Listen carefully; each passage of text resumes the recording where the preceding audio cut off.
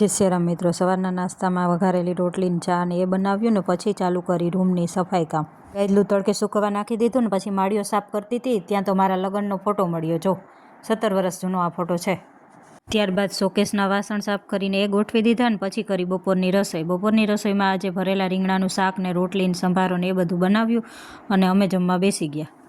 જમી કારવીને બીજું બધું કામ પતાવીને બારીને દરવાજા ને કબાટ ને શોકેસ ને એ બધું લૂછી નાખ્યું.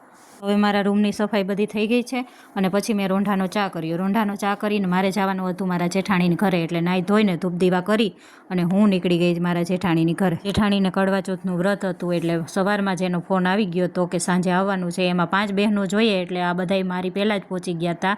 જો જેઠાણીજી તો મસ્ત મજાના તૈયાર થઈ ગયા છે ને હવે અમારે વ્રતની વિધિ કરવાની હતી એ કરવા માંડ્યા. આ છે પૂજાનું થાપણ ને હાથની આટી મારી અને 5 વાર આવી રીતના ગરબો ફેરવવાનો હોય 5 બહેનોને.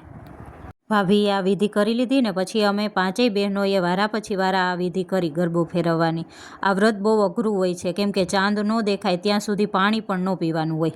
વ્રતની વિધિ કર્યા બાદ અમે બધાએ 2-3 ફોટા પડાવી લીધા અને પછી ઉર્વીબેન ઠંડુ લઈને આવ્યા એટલે અમે બધાએ ઠંડુ પીધું.